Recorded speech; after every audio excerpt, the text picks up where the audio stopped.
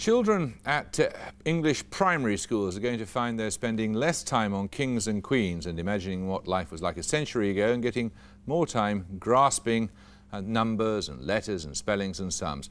There were plenty of educationalists today ready to cheer David Blunkett for slashing bits off the national curriculum lessons in subjects like history and geography to make room for the 3 Rs. If more time was to be found to improve basic literacy and numeracy, something had to give. Or did it? First, what's not in doubt? Many children do need to improve their grasp of reading, writing and arithmetic if the targets set for 2002 are to be met. The only question is how. At two very similar schools in inner London, the head teachers had very different ideas. I don't believe that what Blunkett is saying is being properly researched or understood, but it looks attractive because it looks easy. There are certain skills in the English language that children need to master. They need to master them early because if they don't get them early on, they're never going to get them.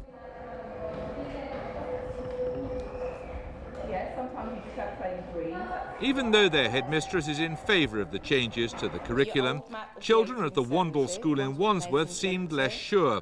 It's an inner-city primary with 65% on free school meals and a diverse ethnic mix. What's your favourite subject at school? Maths.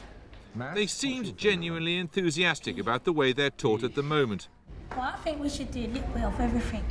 Because, you know, if we just do like maths all the time, when we go to secondary school and we won't know nothing about science or English or anything like that.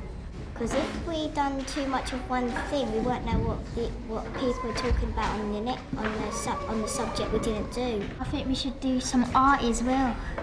We've got to concentrate on literacy in September and numeracy the following September, and I know there's an awful lot in that. And we were worried about how we were going to do that effectively and cope with everything else.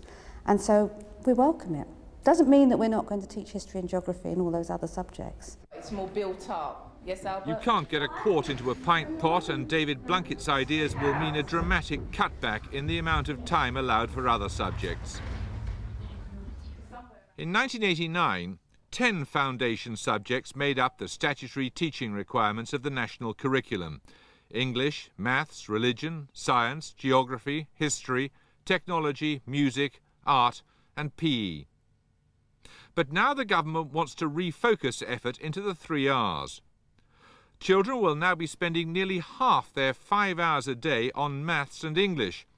This effectively leaves under 3 hours of the day to cram in all other 7 academic subjects, with science and IT and religion given priority. It doesn't leave much time for history and geography. Walnut Tree Walk School in Lambeth is also an inner-city primary in London, but the headmaster here thinks the Secretary of State is being simplistic in his approach to teaching children. The impetus to push the curriculum back into boxes and categories and subjects is a reactionary one. It's not enabled by what we know about child development. It is not enabled by what we know about how knowledge itself works. So we all know ourselves that to understand a complex piece of reality like that of Northern Ireland or Eastern Europe, you need to know how history mediates geography, how geography and history are mediated by language and culture. We all know that things are interconnected, and those kinds of connections are the ones we're trying to make with children. His approach seems more popular with his pupils than the government's approach.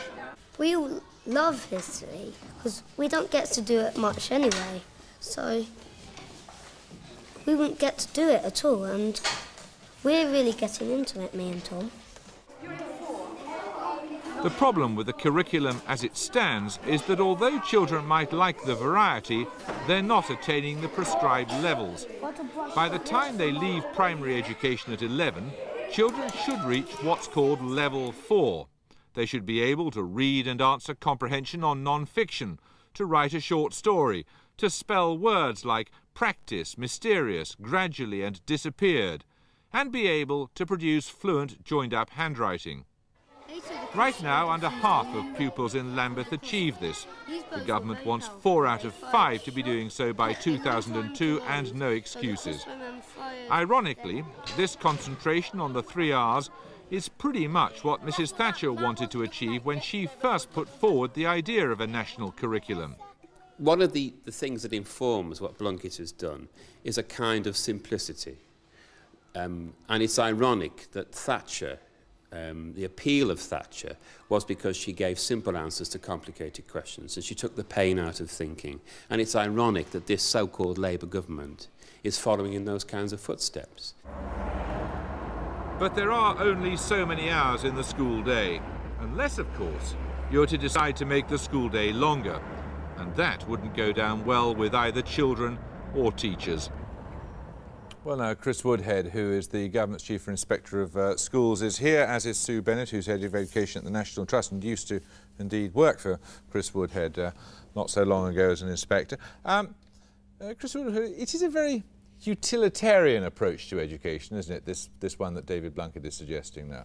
Well, if by utilitarian, Jeremy, you mean that you have to learn to read and write before you can study history or anything, I agree with you. But reading, writing, mastery of basic number, if those skills have not been taught, then nothing else opens up.